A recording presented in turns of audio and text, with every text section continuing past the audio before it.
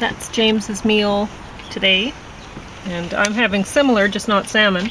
I'm going to be talking about The Visiting Professor by Robert Littell. And I'm not going to say that much about it, honestly, because James wants to read it. And so I don't want to give away too much. So this is well written and entertaining. I'm going to Page grab 16. my glasses. I'm sorry. I'll be back in a second. Page 16. Oh yeah, this was funny. There's lots of funny things in this. I just wanted to give a couple examples. I never said I was a Jew, Lemuel shrugs. I'm a Jew in the sense that should I happen to forget, every 20 or 30 years the world will remind me. Isn't that great? And then page 17. I thought this was interesting because James, he'll, if you know James, or if you've watched enough of the video, what you see on the videos, he if you go back years, he wasn't able to talk as freely at the beginning. Just went right up. And now he's opening up a little more, but if you know him, he will keep talking. And you'll be listening to him, he'll be talking about something for hours. He can keep going. Because he knows a lot, and he likes to talk to people. He likes to... Anyway, but with the camera, he's a little bit shyer. But he's getting a bit better about that, I think. Anyway, so one of the things that he likes to talk about, because he knows a lot about it, is, history, ancient history in particular. He knows a lot about the Bible, and he knows a lot about linguistics. So this puts in a little bit of everything. So I wanted to give this, and then I was hoping James would just start talking. In Hebrew, Yahweh is written Yod-Heh-Wah-He, which is derived from the root letters for the verb to be. What Yahweh tells Moses at the burning bush, Aye Asher Ehyeh, which is the future tense of the verb to be, is a play on words based on his name. Nachman rambles on excitedly. Yahweh should maybe be translated, I will be, that I will be. I'm personally reading this to mean, I will be when and where I will be. So, who is this Yahweh who refuses to be pinned down to a specific time or specific place? I will tell you who he is. He's the incarnation of randomness. And what is randomness? How did you put it in your paper on entropy? What is randomness but a footprint of chaos? What does it tell us about the Lord God that he created the universe governed by the laws of chaos and peopled it with us? Do you want to talk about randomness and God, perhaps? Yeah, I don't know. Like, this is a character, right? Yes. So this guy actually knows more about what he's talking about than that character would indicate, right? Yes, I think Robert Littell is a genius. And we will get into that later. This is just what the one character is thinking. And so this character is kind of ironic, because I had a few things to say about the Yod. Hey, I just kind of like woke up 4 hours ago. It takes me a long time to wake up. Oh, you do? Yeah, I can remember. Okay. Yod, hey, Vav, hey. And I'll give you a talk sometime later about what it really means. So I was telling you about what it was. Did you want me to talk about that one too? Just talk. I only have this that I brought out, and I can't even give much of a review on this until you're finished. So, as I recall from Sumerian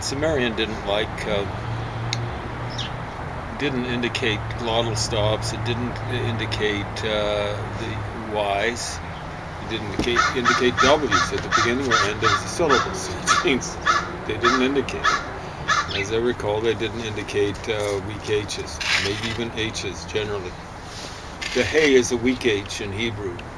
Het, or half, is a strong H. The thing that would be something like the German CH in Bach, or Ich, which is I in German. Not Auge, like I, but me.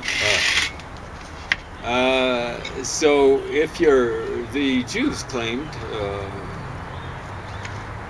the Hebrews themselves claimed to be from Ur of the Chaldees. The Chaldees is an anachronism. The Chaldu is the Bible actually says Hastim, but they must get it from the.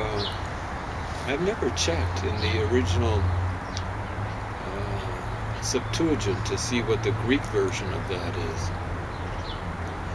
But the Assyrians, Babylonians too, mixed up sh and l. So when they go, oh, the Hastim, that's Haldu, because that's the way the Assyrians spelled it, Haldu. And we say Chaldean, but it should be more like Chaldean or something like that. But this was late stuff. I don't know when they started having, the Assyrians started having trouble with people down in the, what was called by the Babylonians, like the Sea Lands, which would be the Persian Gulf area, south of Baghdad. Then it would be south of Babylon. Baghdad, Babylon, roughly the same area. And I think they started having trouble there, the Assyrians, with the people, the Haldu or Hasdu, maybe 750 BC, maybe a little bit earlier. Yeah? So that's late. So the Bible claims they came from Ur of the Chaldees or Ur of the Hasdes, and so that's the Bible calls Sumer Shinar. That's where Sumer was located. And of course they're saying Abraham, they've got Abraham, oh, this is conventional dating, Abraham dated all wrong. They look at Abraham was dealing with 4 kings from Mesopotamia and parts farther east, or a part farther east. The 4 kings, the first among equals amongst them was a guy from Cheddar Loamar, which would be Kutter Loamar. So it's a mixture of Elamite god, and yet Kutter, he existed, he was a god, at least in the minds of the Elamites. And Loamar is Akkadian apparently for no mercy. That's an amazing name for a god. But, or for a character. I presume it's an attribute. Kutter Loamar, Cheddar Loamar, Kedar Loamar, however you pronounce it in the Bible. He's the first among equals. And they look at the king of, I believe it's the king of Shinar, and it's Amraphel. And they go, that's Hammurabi. What? It could be. That's why they go Hammurabi, to make it seem more like Amraphel or Amraphel. You can't go around saying that without a skeptic saying, what? It could be. But it probably more easily couldn't be. For one thing, it's Shinar. It's not Babylon.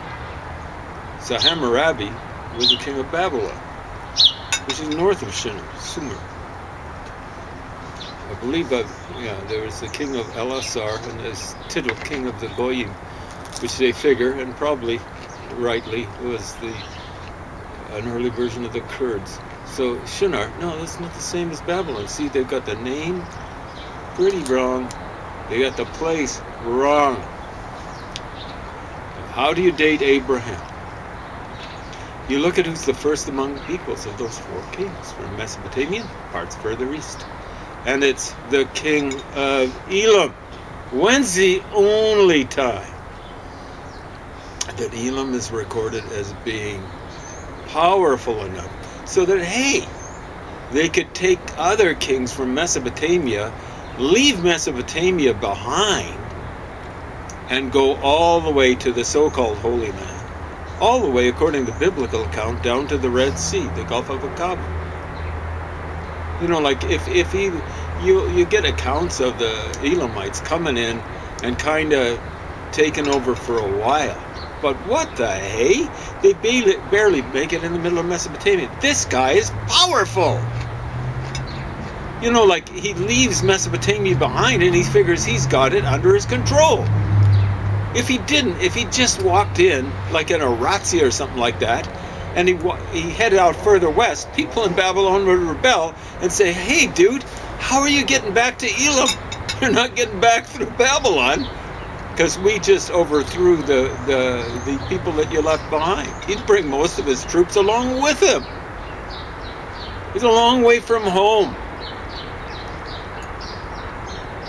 But there was one period when Elam ruled over Mesopotamia, and it lasted for 3 kings. In the Sumerian king list, unfortunately, cynics could argue, hey, it's fortunate for you they didn't record the name, because there's no way there'd be Kutter-Lomer in there. Yeah. And I'm telling you, I'm not basing it on names and stuff like that. The name would show it, because it's the function. It's the only time an Elamite could rule over Mesopotamia and bring his army down into the Holy Land and beyond. Only time. It's absolutely precious. In the Bible they're recorded, oh, that's myth. That at the best is legend. Hey, it has the stuff of reality about it, and what you do is you should be checking it up to see if there's something to it. When is this? It's preserved in the Sumerian king list, just the record of the 3 kings, not their names. And it is unfortunate, because I can pretty well guarantee you one of those 3 kings would be Kutter-Lomer. Kutter, no mercy. And when is it? It's way, way back. Maybe 2500 BC or earlier. 700 years or so before they date, well, 800 maybe, before they date Hammurabi. 800. So the thing is, they're messing around with Shinar, Sumer, Amraphel. He's not Hammurabi, or Hammurabi, however you want to mispronounce it, in order to make it seem, the correspondence between the names seem more real, or something like that. No, they hung around there. Now, have I already talked about explained how Elohim, the Hebrew name for God, how could be a plural? You know, like if you wrote Elohim in Akkadian, which was also used in Mesopotamia, you'd write it without the H. You'd write it Elohim.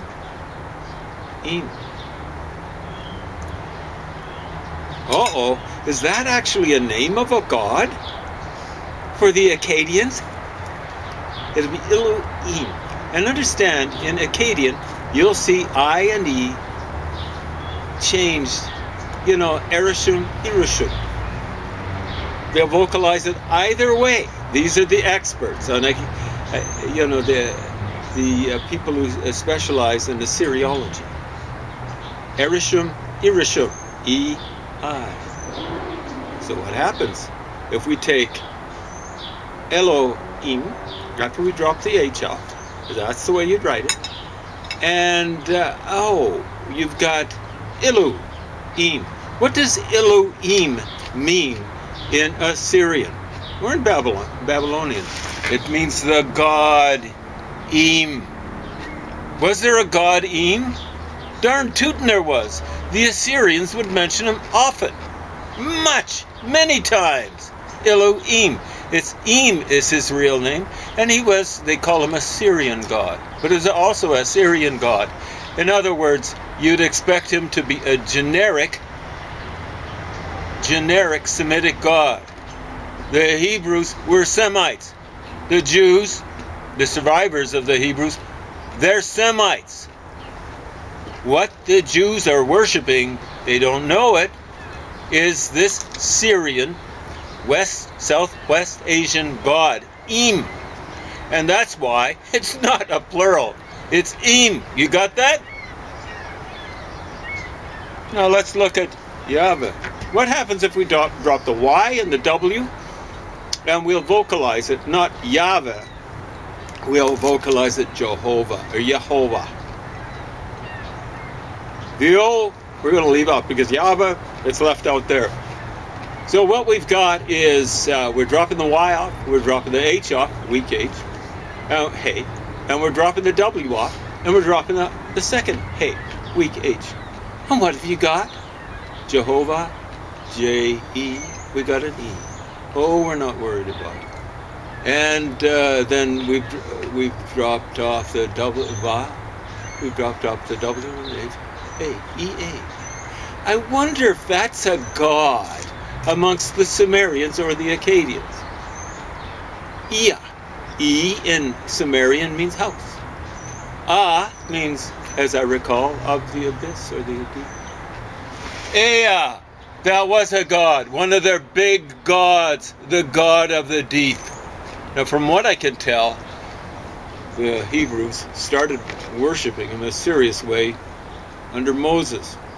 And according to the story, the legend, the myth, maybe something a little bit more. They were saved from the Egyptians at the Sea of Passage by someone you could characterize as the god of the deep. Because the Jews were saved by some sort of tidal phenomenon, is my reading of it. Ea, the house of the deep, the god of the deep.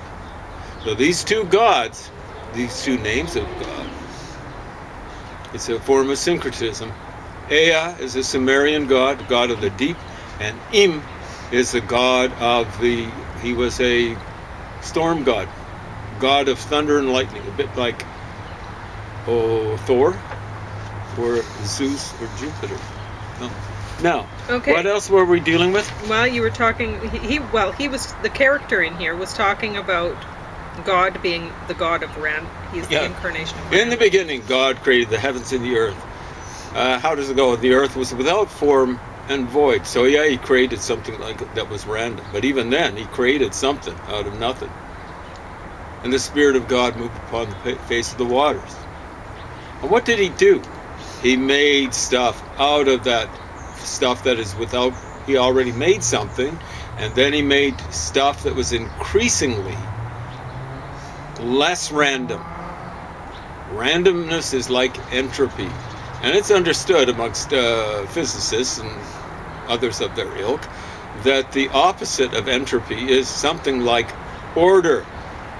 So there's something almost like evolutionary. It's been pointed out by other people. It's not terribly profound.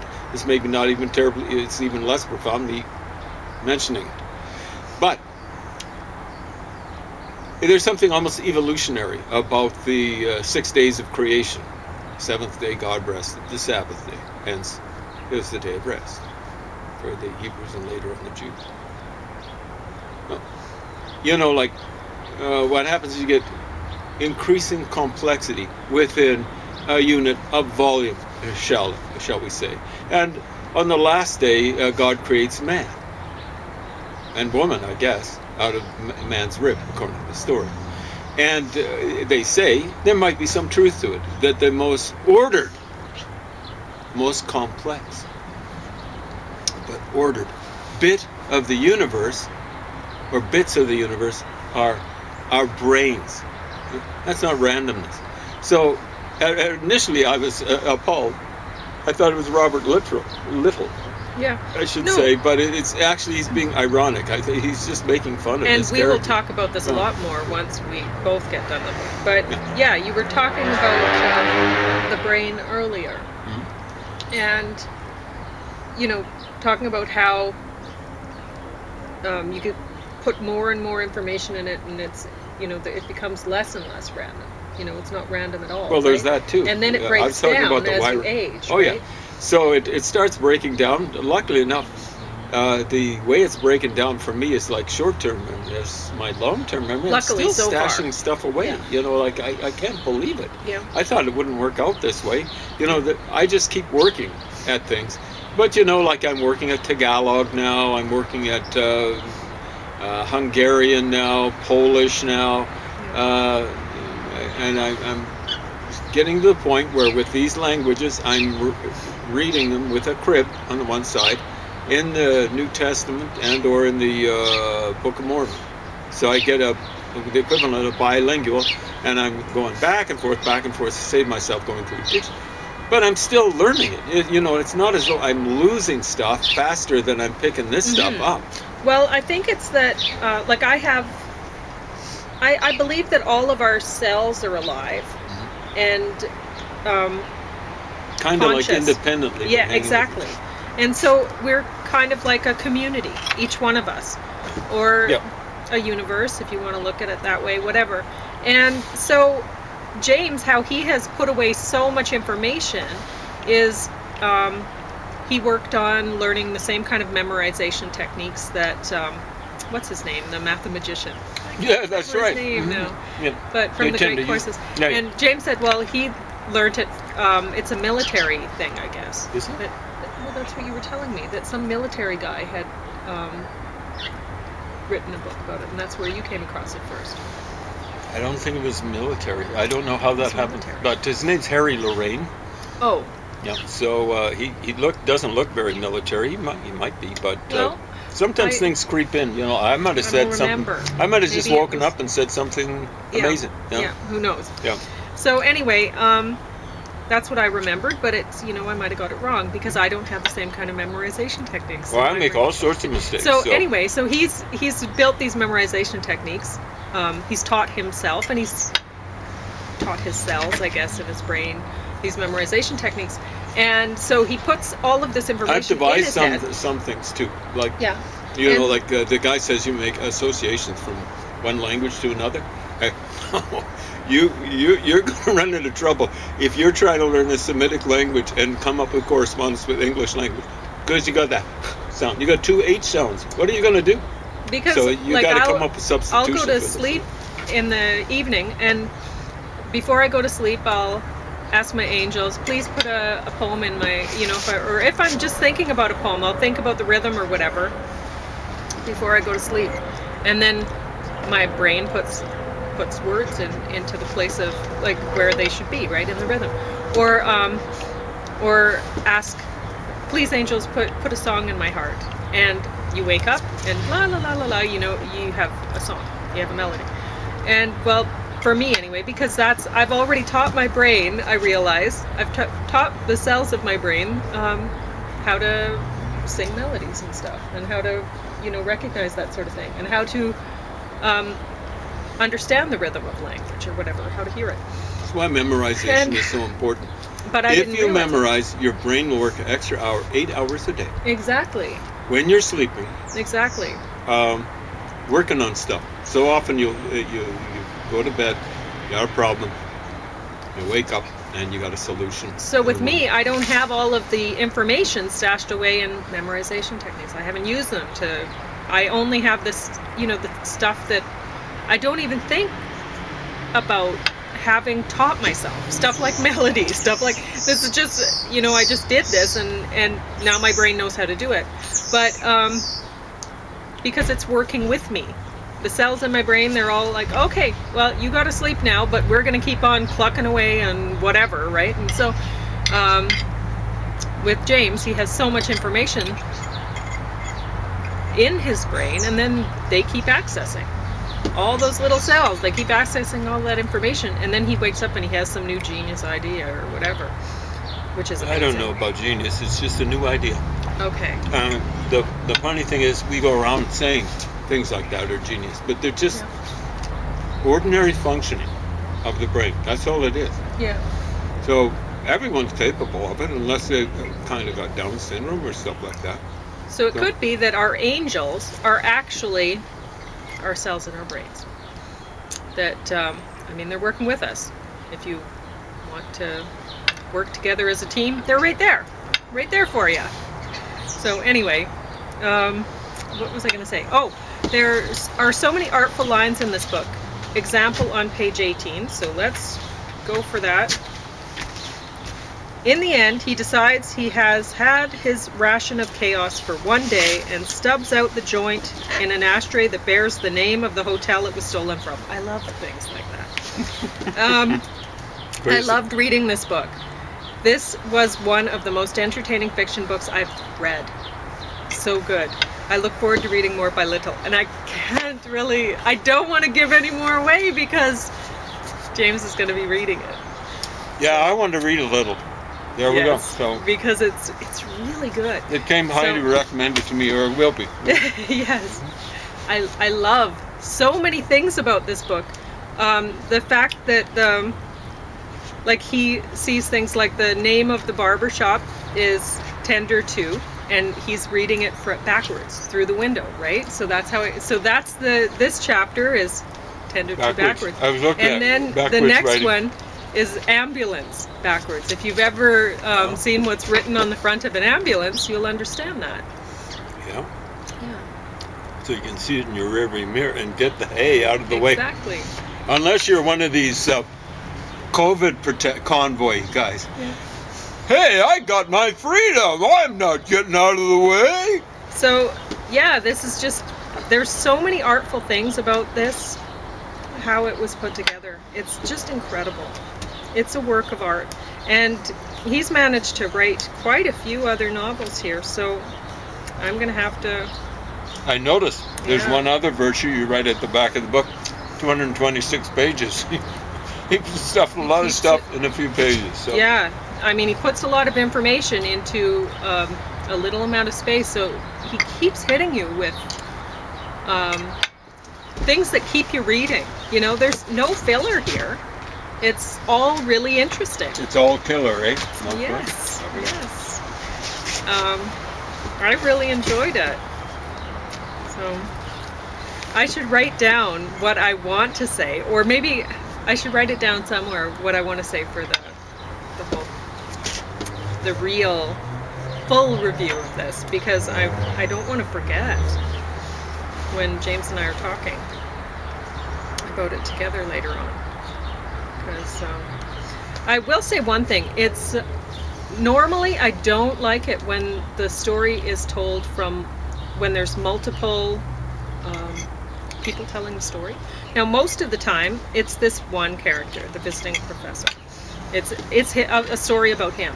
So, most of the time, it's him. But it's not always. Sometimes there will be a little bit, and you can tell when it's somebody else. He's done a very good job of, like it looks different, so on the page you could tell you could tell that it's somebody else. You can't tell who it is right away, but anyway,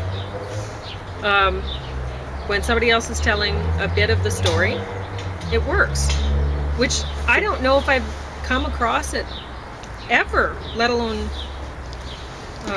or often, let alone ever, where there's multiple people telling some parts of the story or whatever, and it works. Here it does. They're very upset because James is eating salmon out here, and I'm going to get in there and I'm going to have to clean up Kate. They're going to be very upset. I did give them some before we went out, but I don't know if you can hear this. Just gives them a taste of what. They're very upset in there right now. It sounds as though someone's crucifying the dogs there. Yeah. Inside. It sounds awful. But yeah, I really want to give you the full review. I'm very frustrated that I cannot right now. So I hope James gets through this very soon, so I can give you the full review. Yeah, probably. I could finish that in a day, but... You could, because it's not long.